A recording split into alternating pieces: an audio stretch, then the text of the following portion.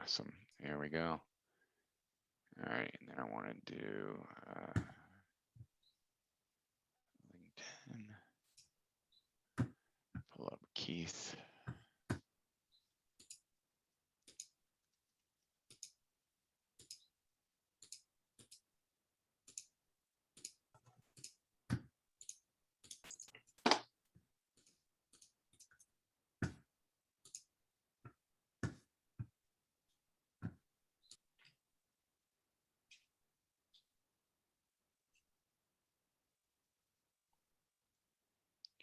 Go to my posts.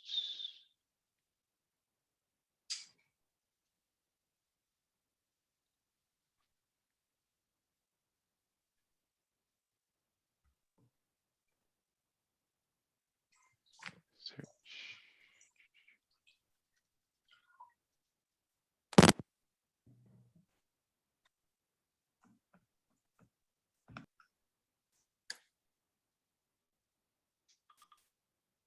What's going on? Keith Palmer. Posts.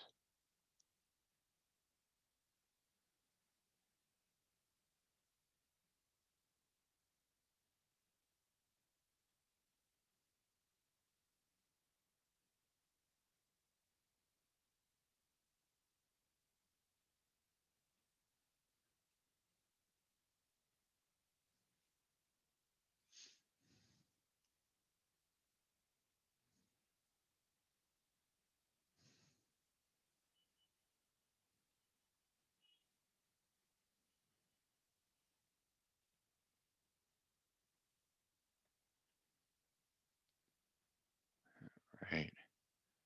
I got 3 minutes to get a cup of coffee. I'm going to do that. See what I'm going to do. I'm going to make Joe Frederick co-host so he can let people in so I can go get a cup of coffee. Awesome. Sure. Can we go ahead and pause here? We don't need to record. Who was that? I sent a email to a guy in Austin, the regional sales lead there. He hit me up and asked for information about it. Yeah, no, who was that? Adam said that? Yeah, I'm trying to look at what his name. So I had a meeting with Oracle on Friday, and the guy you reached out to somebody on their team. So they've got a new head of military guy there. He's amazing. We've had a lot of good conversations. And he was like, I don't know if you did this on purpose, but you reached out and we had our meeting last Friday. And then one of your cohort members reached out to someone on my team and they walked by my office and said, what's the deal with Sales Platoon? You heard of these guys before? And he was like, matter of fact, I do. So I'll move forward. So it was really, it's fortuitous timing. You know, sometimes, you know, nothing happens in the world by mistake, you know, so it was a really good thing. But all right, guys, we're all here. We're all back. If we can come on camera, that'd be great because we are now being joined by Keith Palmer, the original, the OG. Where's my background, Keith? In the repertoire, yeah. I was in the process of pulling it up here. I wouldn't say OG here, but delighted to be here. Thank you, as always, for the invitation. Oh, yeah, no, glad to have you. So as normal, we, you know, I always let you know, but we stream to our Facebook channel, if that's okay. So we can have people listen in who maybe aren't able to join today. So let me go ahead and start that up. I'm not the most technologically advanced, but I think I got this part done at least by now. So here we go. That's good to go. Who should see this? Public, share on your own timeline, share to your page. Yep, Sales Platoon, go live. All right, we're now somewhat live, so there we go. All right, guys, so really glad that we're able to get together today with Keith. He's been a longtime supporter of Sales Platoon. We met a year and a half ago. I don't even know now. It feels like a lot longer. Definitely, yeah, there he is. He stole my background. You see that? You see that? I keep changing it up. Like I got TJ on there now, so you can't see this new Thomas Jefferson. He migrates around the house. But no, Keith's been a longtime supporter of ours, really helped us out, you know, to get into Johnson & Johnson. He's been a big advocate for our military, for military outreach. You know, he's a former Marine officer, an intel officer, I believe. Did I mess that up? infantry counterterrorism, but infantry, not it's totally different. Sorry, intel. It's 02 versus 03. I'm sorry, sir. I didn't mean to get that messed up. So yeah, but he came off active duty, went to Johnson & Johnson. Has had a really good career there. He'll explain, more about his career. But he was instrumental in getting a Vets to Sales program at Johnson & Johnson put up for his division. We just signed with them, so we're officially on your site now, Keith, which is awesome. So approved vendor, all that good stuff. So I heard, I got the update. I got the update, Riley. I'm excited for Sales Platoon.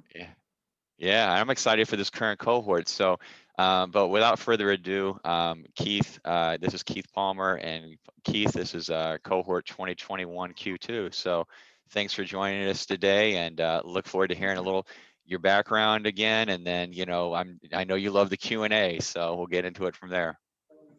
I do, team. And good afternoon. Hello, everyone. Hope you all are doing well, staying safe, and in good spirits. Riley, thank you for the kind introduction. It is always a delight to join you in the Sales Platoon cohorts. And just speak a little bit about sales and J&J in general, team. Again, my name is Keith Palmer. I currently lead our neuroscience sales organization here. It's about 1,100 employees and $3 billion in revenue. So grateful and fortunate to have such a tremendous responsibility here at J&J. But team, I will tell you a little bit about myself, but I want to encourage, a conversation and exchange. It is less about me and more about you, because I am committed to helping veterans like yourselves transition successfully into organizations like J&J, and specifically corporate America as well too. We all have that anxiety, those challenges as it relates to the transition.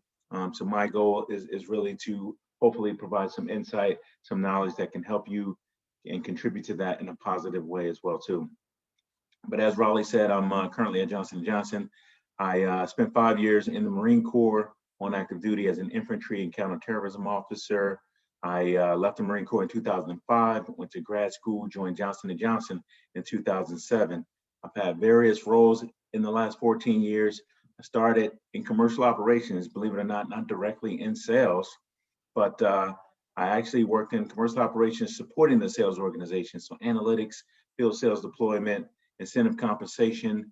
I worked directly with the VPs of sales, almost in kind of like what we call a chief of staff role, where I supported their sales organizations, gave me an opportunity to learn the portfolio as well as the bigger healthcare picture, what we do in med device. I then went into marketing. I was a product director, and then went out and led a sales organization, a small team of 10, 11 individuals in the med device space. It was a phenomenal experience. An individual like myself with a liberal arts background, my bachelor's degree is in pre-law, with minors in English and philosophy. To be standing in surgery is, all in itself, acting as a consultant for a surgeon, understanding anatomy, procedure, and the product we were consulting on as well too. I also led a region, what we call a region business director role in Johnson & Johnson. I had the opportunity to lead a team of 120 individuals as well, selling diabetes products, also anticoagulants. So Invokana and Xarelto are brands that we focused on in those spaces. I then worked globally in support of our regions in Europe, Middle East, and Africa, Latin America, as well as Asia Pacific. And then that was my entry point into the neuroscience space. I worked on a product that we were bringing to market in those respective regions, helped develop what we call the delivery model. And that specifically is the launch plan as to how we focus on entry points into those markets so we can bring that therapy to patients that can benefit. When we got closer to filing for approval in the US, I came back to the US, and now I currently lead the neuroscience sales organization. I've been doing that for a little over 2 years. Again, a phenomenal opportunity to change the lives of those in the mental health space with schizophrenia, depression, and now neurology is one of our newest products as well too.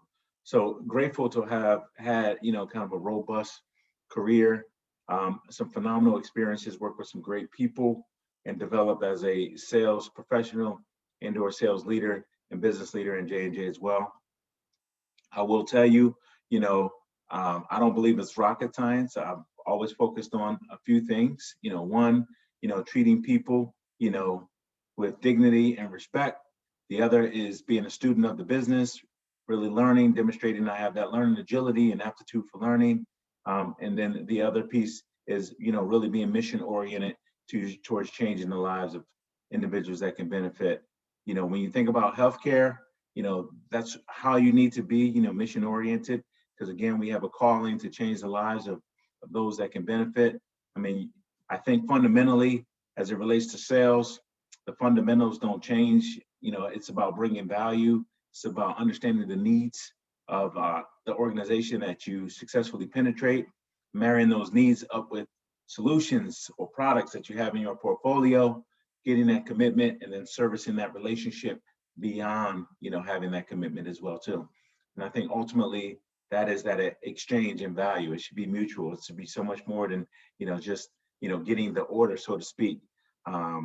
I think, long term, it's about sustaining, value and ensuring that you have a productive relationship and a partnership more explicitly, if you will.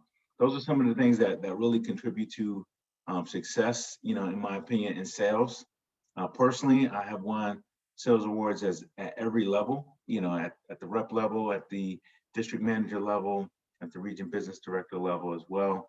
So again, enjoyed the last 14 years.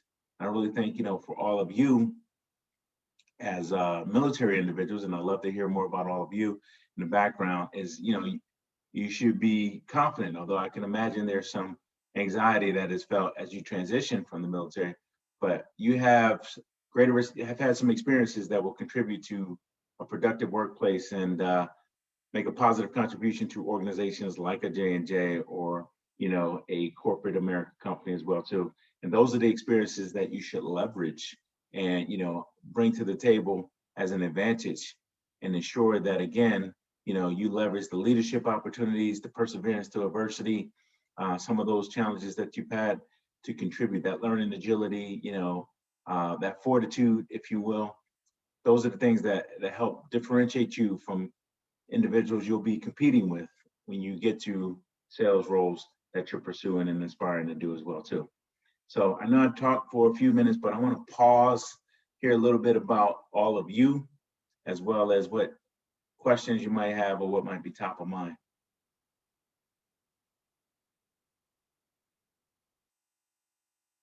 So let me take a step back here. Riley, help me. So I'm assuming everyone here is currently transitioning from the military. Is that correct? All right. And I don't mind calling on people. I'm biased though. Any Marines in the audience there? Actually, I am. Keith, I'm a Marine as well. My name's Mike, by the way. I'm a Marine. I'm out in Oceanside, but sorry, I wanted to take a step forward because one, to mention that, but two, because I did have a question for you as well. So you had mentioned when you had just transitioned and you started leading that sales team, right? That looked like it was your first switch into sales, your first entry point into sales at that point. Can you talk a little bit about that and what allowed you to find success and growth when you first? Because it kind of seemed like you almost made a career change at that point, right? Am I off base on that, or is that my understanding correct? No, thank you for the question, Mike. And let me just clarify, a couple of points, that I may have missed and may have not come through very clearly here. So the first thing, again, left the Marine Corps in 2005, went to grad school, and concurrently while I was in grad school, I started my sales career as a rep at GE. I might have omitted that piece there, that wasn't clear. So I was selling specialty chemicals, plastic resins, things like that. And, through my network, an opportunity presented itself to join J&J in 2007 as well too. So yes, career change. Sales is very different, and, I wasn't really sure what I wanted to do leaving the Marine Corps. I just knew I had some skills, I've led, a platoon, mobile tactical teams in my work as well too. And I could bring that leadership piece to the table, but wasn't really sure about the next steps. At one point, I thought I wanted to be a lawyer. I also thought I wanted to be a technical person. I went and got my master's in computer science, went and got an MBA. So again, I want to be transparent about that, transitional time. I was unsure about exactly what I wanted to do.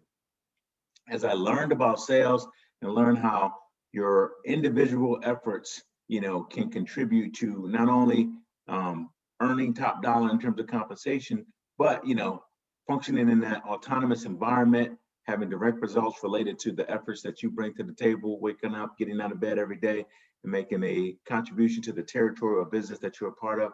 That part started to resonate with me. I love working autonomously. I love kind of being an entrepreneur, so to speak, with, attached to with the responsibility of leading a territory, but attached to a large corporation that can help mitigate some of that risk as well. Those things were exciting to me as well. So again, started the sales career at GE for a few years and then transitioned to J&J. Yes, there was, again, some anxiety. Yes, it was a career change, but I will tell you, I started to feel like running my own business, having responsibility for, my actions contributing to results. Those are some of the things that started to resonate with me. And then it became even more purposeful when I had the opportunity to join J&J, get into healthcare. If you'd have asked me 15 years ago did I expect to be in healthcare, that became very tangible to me as to what I do on a daily basis and how that impacts the lives of others. So again, never thought I'd be in healthcare, never really thought I'd be in sales, but I started to marry the two, the sales opportunity as well as being in healthcare sales. And it became very purposeful, very tangible in terms of what I do on a daily basis, how it impacts the lives of others, and how it equates to my definition of success. So hopefully that helps, man. Awesome. Yeah, thank you. I appreciate that. Awesome. You also got another Marine here. You might see Carlos Garcia is chomping at the bit. Charles today. He likes changing his name like me with Raleigh and Raul. So go ahead, Charles. Good morning. Pleasure to meet you. Morning. You got your headset up in the top, so your microphone's on though. Yep. Sorry about that. Your comms up. There you go. Yeah, I've been in a little bit of close to 23 years. I do logistics background, so extensive knowledge in logistics. I also do international. Basically, went to the Philippines, did a lot of contracting. Also with Afghanistan and Kandahar, Iraq, dealt with a lot of contracts. Obviously, millions and billions of dollars, making sure the contracts are being conducted. A lot of talking with people that don't speak English, so I had to learn Tagalog, some Korean. Bahrain is another place as well, dealing with Bangladesh, people from India. So I have a lot of knowledge working with outside of the U.S. So I do have a lot of that background in logistics, obviously. Awesome. Good. Any questions for Keith? Not at the moment. I just like, I love hearing the stories. I just Keith, I love hearing your story. It's awesome how you went from 5 years active duty and going into obviously taking that jump outside the military and starting your career, your life. And I just love hearing the stories that everybody that Raleigh has brought in to talk to us. Is just it's fascinating how you hear where they were at and how they grew, and they and they're still growing. And it's awesome to hear that. Congrats and thank you for being here with us today. Absolutely, Charles. And I will tell you that growth and development is continuous. You got to continue to invest. As I said, yes, I'm at J&J, but I've been in a couple of different spaces, med device, cardiovascular, metabolics, diabetes, now neuroscience. That requires learning, right? Learning agility. So you continue to grow, develop, invest in yourself, be a student of the business. I personally like challenge and change. So I would encourage, you all, and again, that's an advantage, we all as military individuals have, that because things are rapidly changing in the military environment, you're forced to adapt, pretty quickly and make the best of the situation that you're in. That becomes, a competitive, advantage in the corporate America space. I think a question I'll probably have is because when I first spoke to Raleigh recommended for me to get a book and read. If there was one book that you would recommend, which one would it be that is like your go-to book? So I have a, if I was in my home office, I'd take my background down. I have a extensive library, of what I call leadership development, professional development type books. One is it's going to sound a bit cliche because it's written by military individuals, Navy SEALs. I don't know if you've heard of it, but it's called Extreme Ownership by Jocko Willink, exactly, and Leif Babin. Two individuals I have personally got to know here over the past couple of years, phenomenal individuals, and tell a really, great story, wrote a really good book about how experience in the military, there you go, how experiences in the military translate into corporate America. So I highly, so war, is an unfortunate reality, but, and we've been in conflict for so long, and don't want to make it about war, but it's also an incredible teacher. And back to some of the things that, I talked to you all about, earlier. So again, we all understand the importance of the team, the importance of effective communication, the importance of being disciplined, the importance of having simplicity, in your message, and the importance of being focused on the mission. All these things very translatable to the environment that you all are aspiring to embark on as well too. So it's a great book. Also recommend podcasts and TED Talks as well too. I consider, you said, Bible, I consider it a good book next to the Bible because I got a lot of notes in there. And I've also used it with my team, particularly in the last year and leading through this time of crisis and the greatest global healthcare challenge that we've seen from a pandemic perspective in our lifetime here. So it's been effective. And Extreme Ownership, the underpinning message is it's about accountability, right? And accountability starts with first accepting responsibility for, the things that you have in front of you. So yes, people in leading a team of one of them, responsibility for the number in sales, responsibility for the business plan, the mission, the overall objective as well too. So highly recommend that as a book. Fairly easy read, a page turner as it relates to some of the stories that I'm sure would resonate with many of you having served in the military. Thank you, Keith. I really appreciate it. And I actually had purchased that book, The Extreme Ownership, by for my for my tunes, obviously, because I was usually in Japan and on the road, so I got to listen to it. It's been a while, but I know Extreme Ownership. I know a lot of that he was dealing with because he was a consultant, if I'm not mistaken. That he went out to consult companies and trying to explain to them, you have to take extreme ownership, and a lot of, yeah, I don't think they were understanding at the time until he had to obviously bring his story and, being in Ramadi and in the combat situations that he was in. That's correct. That is correct. It is less about war and less about the lessons learned, and more about, the lessons learned from war and how they translate into the business environment. Right. Yeah, and I see we got a bunch of hands here. So Keith, I think to segue on that too, I'd like to hear a little bit more from you on that because, it's always these personal experiences that always resonate with me. And then we'll get Lonnie's question, but I want to hear a little bit more about you. I'll give you a setup for it. So, I remember when I got my first real sales leadership, and it was a turnaround job. I was supposed to come in there and change and really make a turnaround happen. It's a company called MarketWired. And I remember I was walking around the halls one day and everybody had gone home and the energy in the office was completely flat. It was just there was a lot of change that had happened. I think they had change fatigue. They were tired. And when somebody left our organization, and that happened a lot in those early days, the desk just kind of got abandoned. It was like, and you look around this office and it just looked like all these like KIA spots, it was just like nasty and things are just, packed up. And at some point I was getting ready to go home and I was frustrated. I was like, man, this is like a terrible office. And I was like, wait a minute, aren't you the senior ranking person here? Isn't this your office? Aren't you supposed to be doing? So it was like that little Marine thing jumped up in me, and it was like 7 o'clock at night. And I went home at 4 o'clock in the morning because I spent all night there cleaning up the office, putting up signs, getting things ready, creating a board, a scoreboard, a kill board, all the things we needed to do in sales the way that I thought it should be.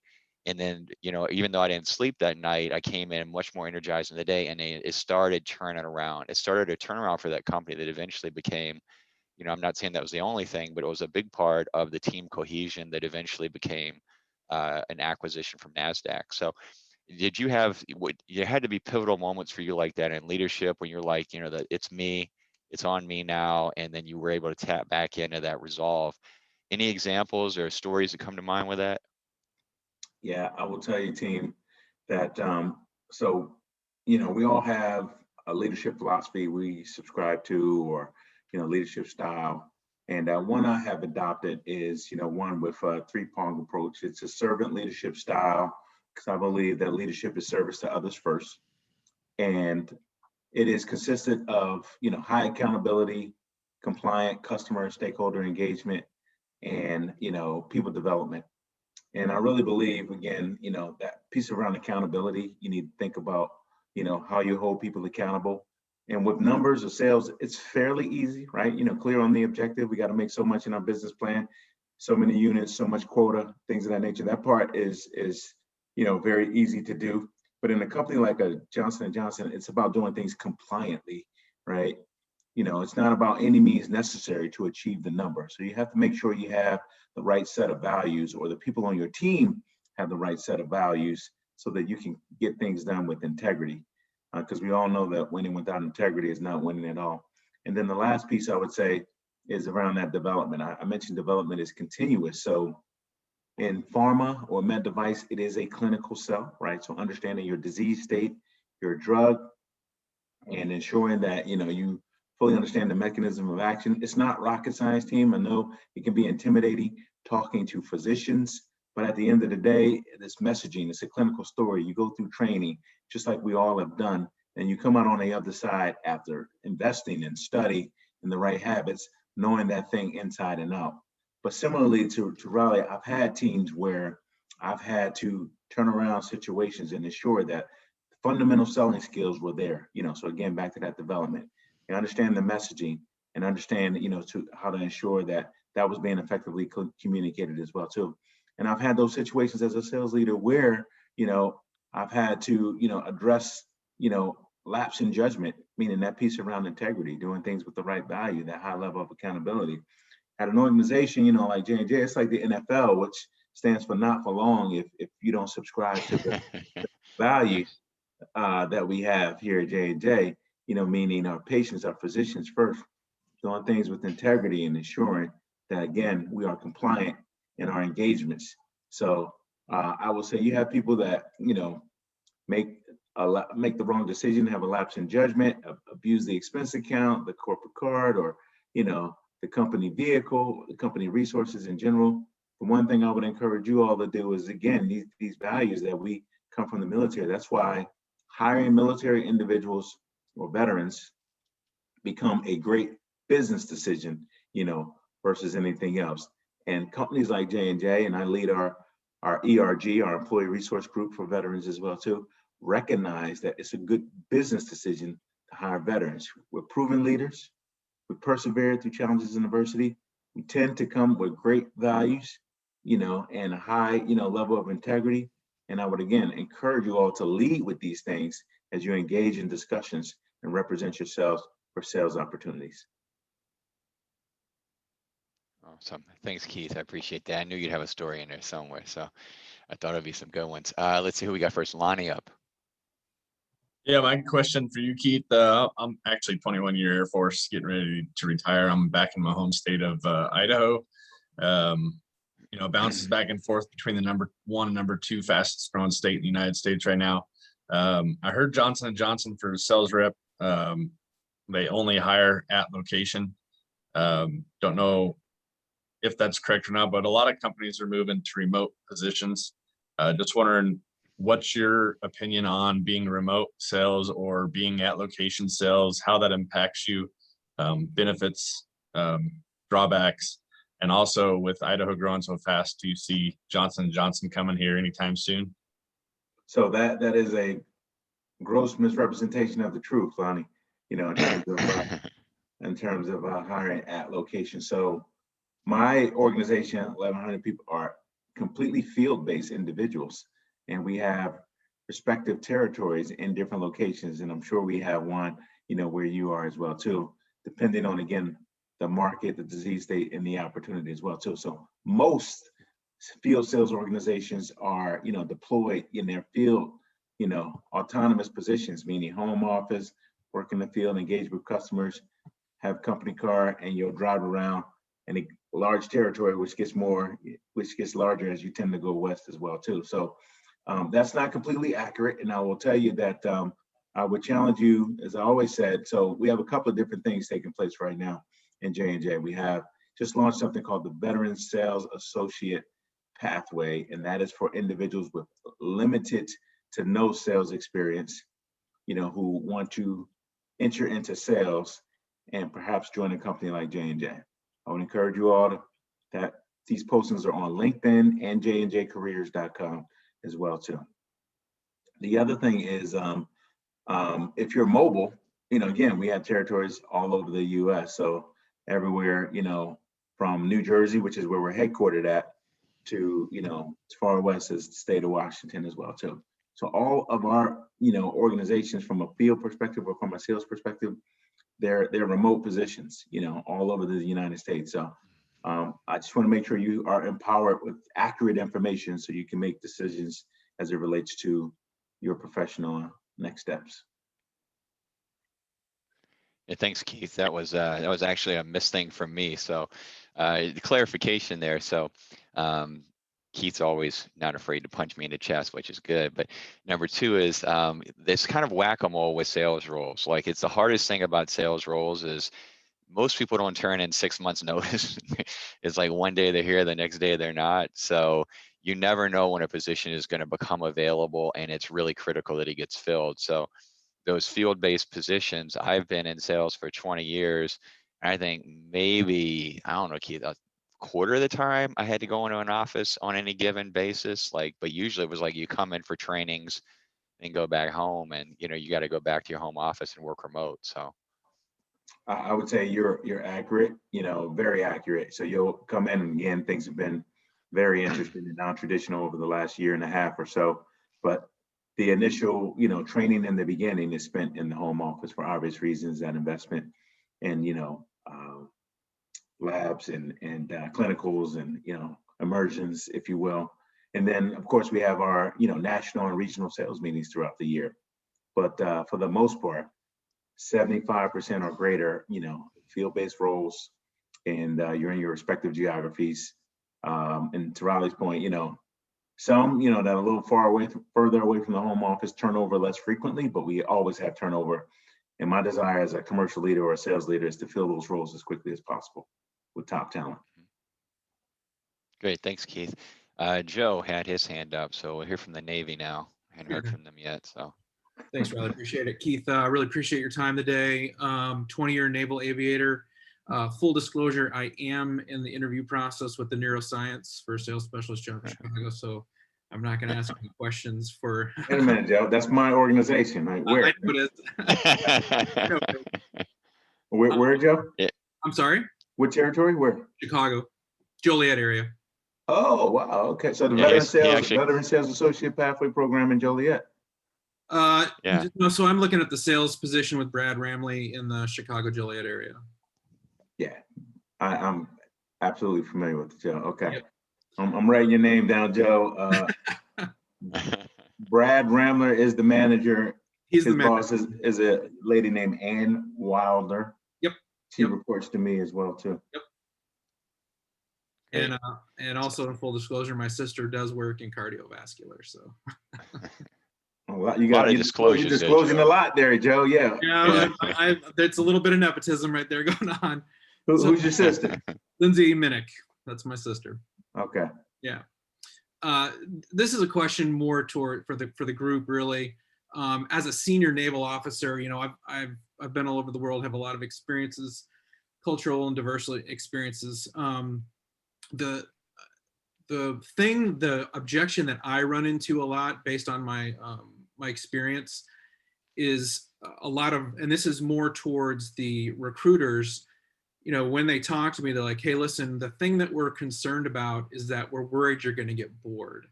I tend to disagree with that because I look at this as a new challenge. I don't know much about the medical field, or even if it's like SaaS, for instance, Salesforce or ServiceNow, the company I'm working with. What is your recommendation, the best way to kind of answer that question if that does get posed to the greater cohort? So first of all, team, in my 15 plus years in sales, sincerely, I have never been bored, honestly, because every day is different. Some days you are putting out fires, some days you're starting them. I'm telling you, it is, at times, really, really challenging. Every day is different because again, you have, the territory, numbers will be up, numbers will be down. So the individual, I would say, the individual that will be successful, in this space is self-motivate, nothing you haven't heard, self-motivators, discipline, those who possess that intestinal fortitude that can persevere through the challenges, and not become complacent, and get out and work every day, be an example, those individuals that will be successful are those who can lead amongst their peers. You're always going to have those unfortunate negative Nellies, or those who put little effort as possible as well too. Sales is about standing out. It's about not being afraid of that visibility, on you. You're going to have it one way or another. You're going to have it. Don't, expect to fly under the radar. You're going to have it if your number, that visibility is going to come if your numbers are underperforming and not successful, or if you're overperforming, that visibility is going to come as well too. So I would say, again, there hasn't been a boring day, in my entire 15 plus years in sales. And I would challenge anyone that would tell you would get bored with this, because again, we are constantly launching new products, getting new indications, and there will always be challenges from everything from back orders to, customer complaints to, so again, it's not for the faint of heart, trust me, I'll be candid with you as well too, not for the faint of heart, So again, these are some of the things I believe veterans, can leverage their strengths and bring to the table to help you stand out in these roles as well too. Yeah, thanks, Keith. And if I can just ask one more question, because some of us are a little bit, I don't want to say longer in the tooth when it comes to the military, but 20 plus years. You have your Experienced Military Veterans Leadership Development Program, and I believe that recruits in September. Can you talk a little bit about that?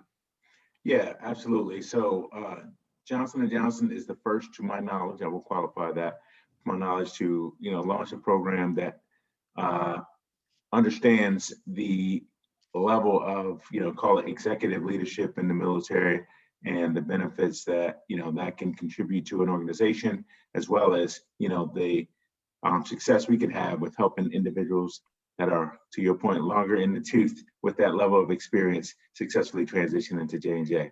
So we have a couple of formal leadership development programs. They're not extremely large in number, which is why we, have other programs as well too. The Experienced Military Leadership Development Program is focused on those, 05 and above level officers, as well as the E8 and above enlisted individuals that can bring, that extensive experience to an organization like J&J, successfully transition into multiple different functions. Now that is not sales specific. That is focused on different functions across the organization, where we can have a mutual fit between the experience, interest, as well as, the opportunities at J&J. Awesome. Thanks, Keith. Thank you. Yeah. Awesome, Keith. Yeah, you touch on a lot of good points as we wait for the next hand. And one of my favorite ones is always like, hey, sales is not for the faint of heart. And, there's one thing that we know as military, is that we're not afraid of that challenge. You always were seeking that next, assignment, always seeking the next rank. And one of the things that I think as a stumbling block, which might be a good segue, that maybe what you've seen people that struggle with when they come in is, I was always taught as a Marine, you always act as if you're the rank that you want to be. So you're already the next step above. You carry yourself with that deportment and the rest. The time I've gotten in trouble most in my sales roles is when I fail to do my primary responsibility, right? Which is generate revenue for the company. I can be the best CRM expert in the world. I can have the cleanest data, the best reports, but if I'm not able to find a way to generate revenue, I can lose time in all these non-essential tasks. And if you like to create PowerPoints, you should be in marketing instead of sales. So, just a thought there. What have you seen as some of the stumbling blocks when, individuals come into a sales role, having not been in it before, and, what are some of the things you've seen are best practices? You touched on it, Raleigh, and that is, not taking advantage of the opportunity that they have in front of them. And that is to learn the job and be successful in the job that they have now. I will tell you that the most important role that you will ever have, or most important job that you'll ever have, is the one you have now. And to your point, it is about demonstrating that you can be successful in the current job, regardless of what you aspire to do as well, too, because that gets you a seat at the table. That opens up the conversation for you to explore other opportunities. But unless you're demonstrating that you can perform in the role that you have now, and again, I want you to make sure expectations are clear. So what is that number you're aspiring to? What is that quota we're aspiring to? And are you demonstrating you can deliver those results? The mistakes I've seen people make is not mastering the job. 6 months into the job, you're already in your mind on to the next thing. I want to be in training. I want to be in marketing. I think, supply chain. I want to get closer to, perhaps your military occupational specialty was a nurse and all that. So I miss working with patients. I'm in a healthcare company. I want to move on, being patient. Well, you came in as a sales rep. Can you demonstrate that you can do that job well before we give you additional responsibility or open up the aperture to explore other opportunities as well, too. So people lose sight of that. The most important job you will ever have is the one you have right now. And I try to remind people of that all the time before we start aspiring, because again, that opens up a seat at the table for you to have the conversations to explore other opportunities beyond the one you have now. The other thing I would say is, again, student of the business, okay? So the day you think you know everything, as my grandfather used to say, is the day you don't know anything. But in his words, he used to say, the day you think you know everything is the day you don't know nothing. But I'll go on to say that again, you have to possess that humility to keep learning, keep aspiring, to demonstrate that intellectual curiosity, and keep understanding and becoming a master at your craft, okay? Your number one product is you. You will always be selling throughout the remaining of your career as well, too. So not only should you be selling whatever, and I don't want to call our products widgets, but whatever widget you're representing or, product you're representing. But, remember, that again, trying to look like, where you want to go, look the part and all those things. You want to make sure, again, that you're always closing. And this first starts with the job that you're in. And then, of course, demonstrating that you can handle more, for future opportunities. Great, thanks, Keith. I appreciate that. Who's got any questions for Keith here? Pause.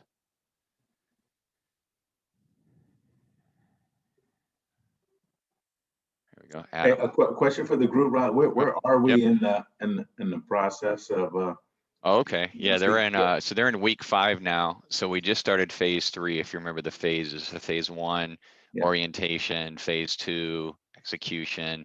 Phase 3 is going on and starting to prospect. So they're using Connect and Sell. So they have like hour talk time per day doing outbound activities on behalf of Veterans Roasters Coffee.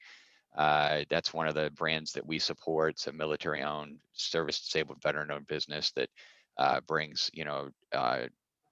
all of the profits back to employing veterans. So it's a really good cause. So they call on that, also PPE.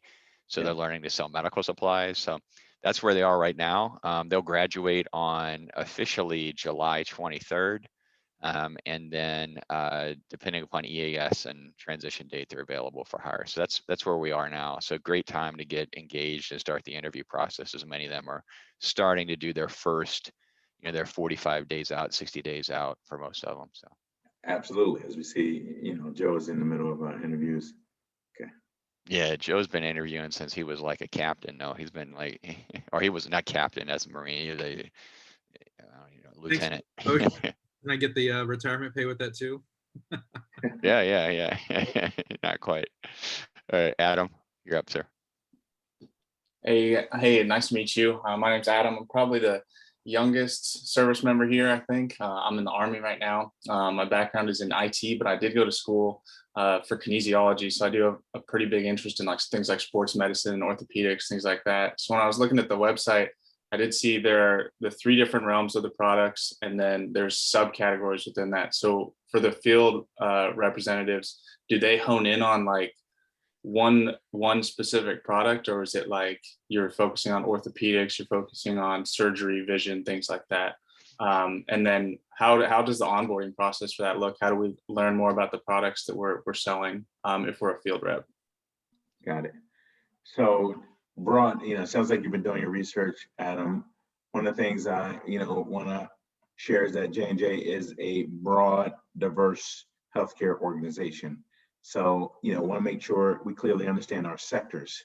Our sectors are med device, pharmaceuticals, and consumer. The space you're speaking of related to orthopedics falls under med device, okay? And within med device, we have wound closure, biosurgery, and the orthopedics arm that you've just spoken to. And, the representatives don't represent, the broad portfolio. They have specific focus areas. So, hips, knees, et cetera, wound closure, biosurgery on the med device side.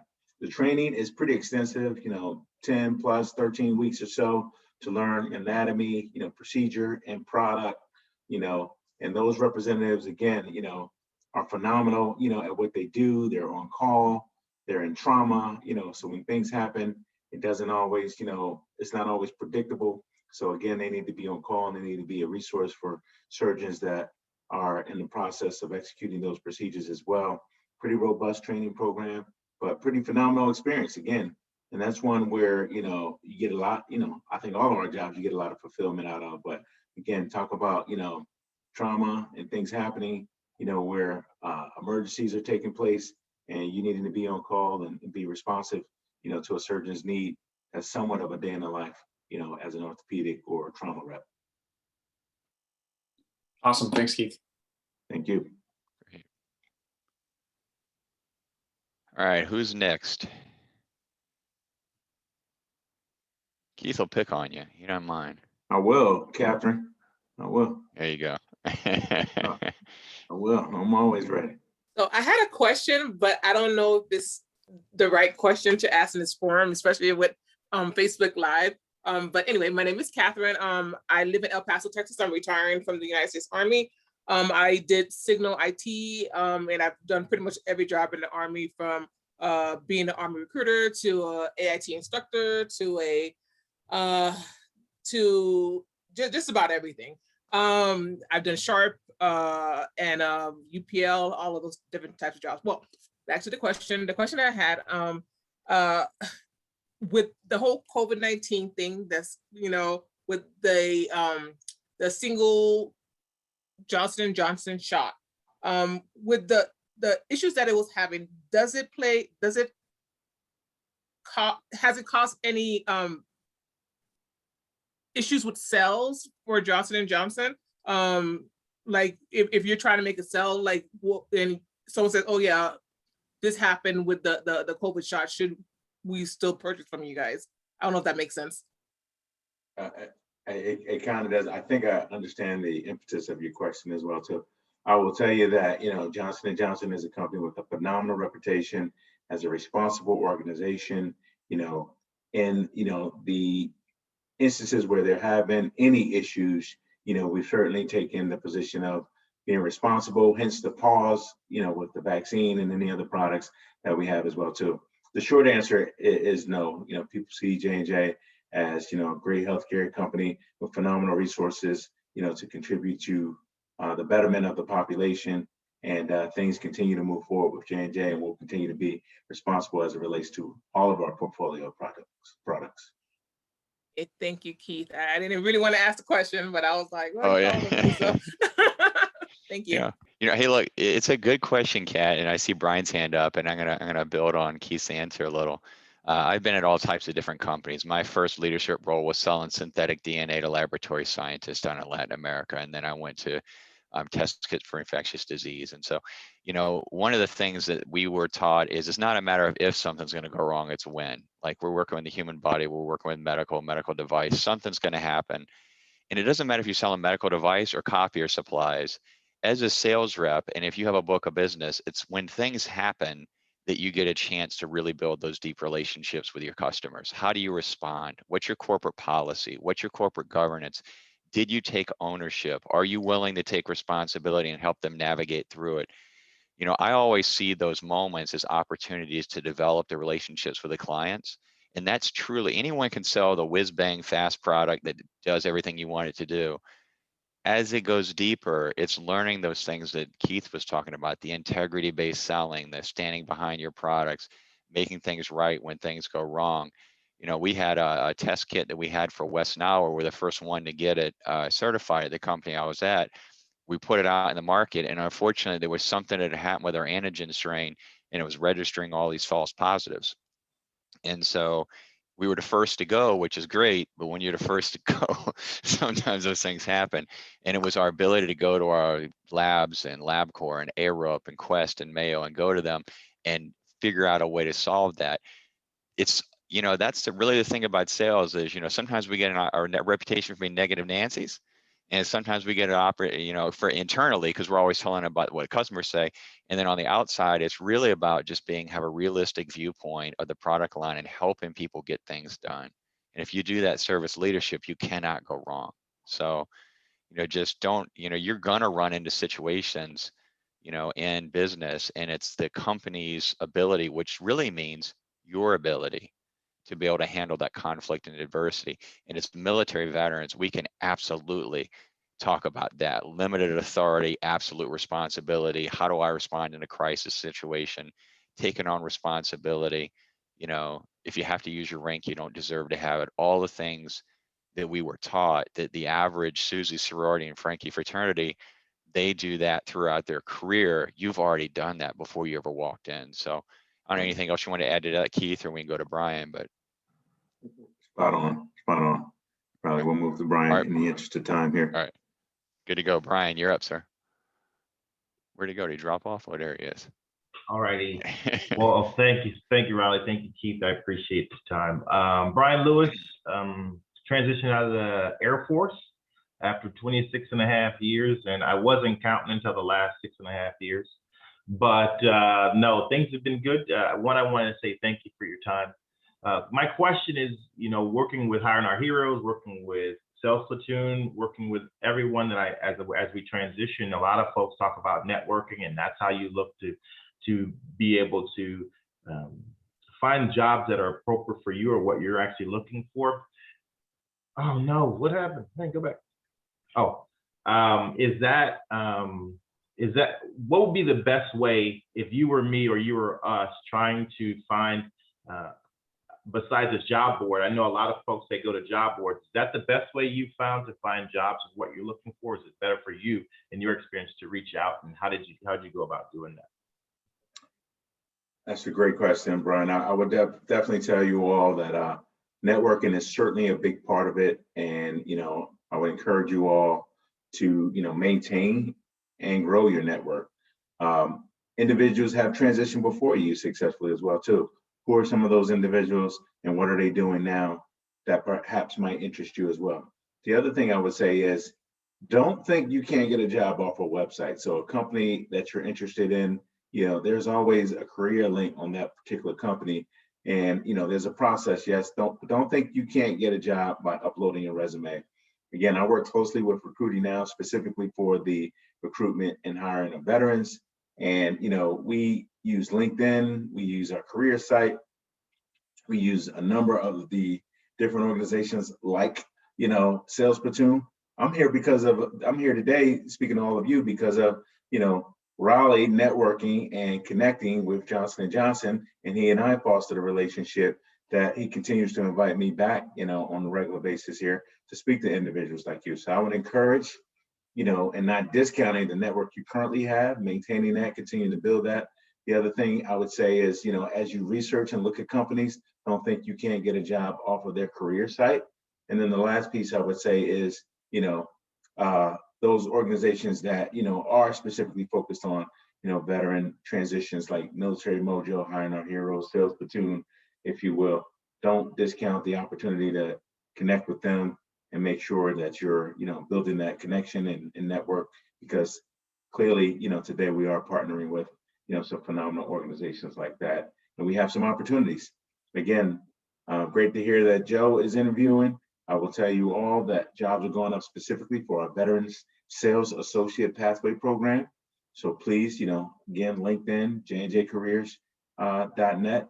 Please go out there and look for the job. Make sure you have a profile out there on the site so that if a job is not out there currently, that when they do post different jobs, you are getting the email from an awareness standpoint to become aware of opportunities that may present themselves that may be mutually interested, that may have a mutual interest for you. Thank you very much. I appreciate it. You're welcome. Awesome. All right, well, we got time for either one more question. If anybody's chomping at the bit. Anybody?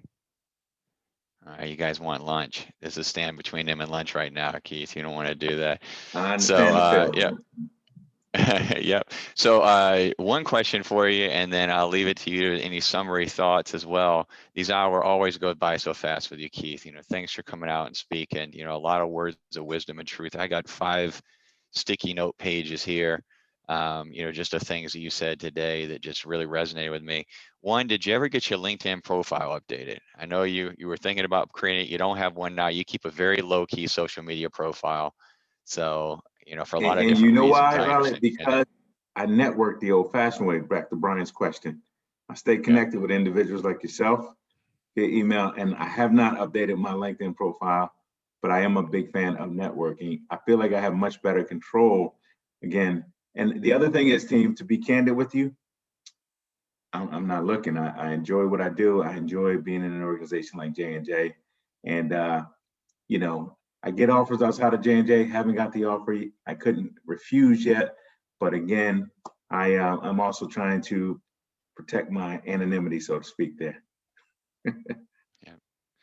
Yeah, so good to know. So LinkedIn is definitely a great tool, but it's not the only tool that's out there to get to know people. I actually found John Perez, which is the head of military affairs for J&J, sent him a note, a couple of engagements. He pushed me off to Keith, and Keith said, "Why'd you do this?" No, it was great. So I know since then we started a friendship and a business relationship. So, Kat, you had a question or comment?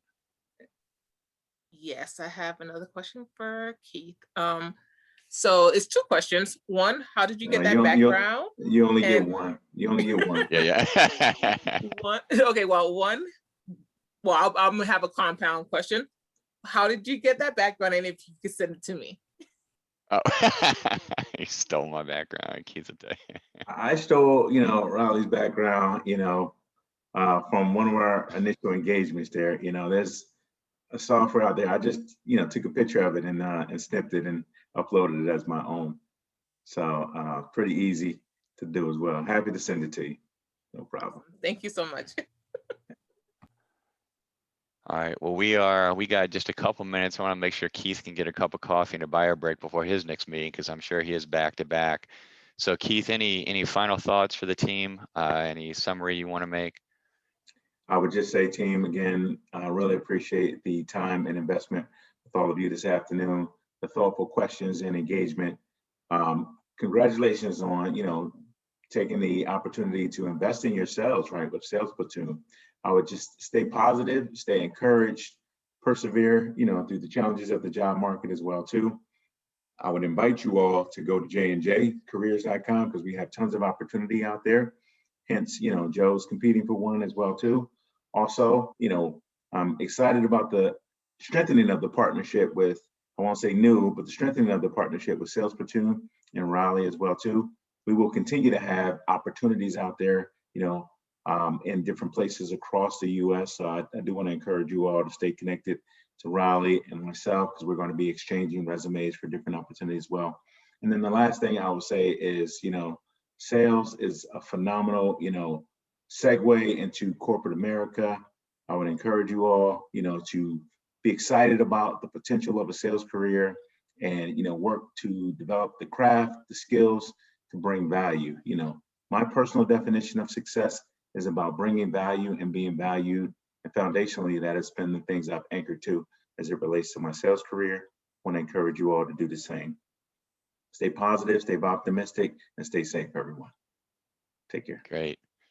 All right, well, let's grab a quick shot like we always do, Keith, just in case we put this up on our social media. So if you're on camera, if you can come off camera, or if you're off camera, come on camera, unless you are just pretending to be on right now, which is fine too. We won't tell anybody except for everybody I just told in the whole world. All right, so count down from 3, 2, 1. Oh, Brittany came on. Hold on, let's get one more with Brittany. All right, here we go. Thanks, Britt. Drag picture. All right, here we go. 3, 2. Whoop, daggone it. This thing always takes forever. It's like a family reunion. All right, here we go. All right, 3, 2, 1. Everybody smile. Go. There you go. Awesome. Everybody's looking straight ahead. That's a good looking group. Okay. Well, thanks, Keith, for coming out today. Really appreciate it. Hopefully you'll get 16 resumes in the next day. No, we'll make sure to filter them through with the opportunities and get them all registered on the site. So thanks again for coming out with us. Sounds good. Always a pleasure. Thanks for having me. Take care. Take care, everyone. Stay safe.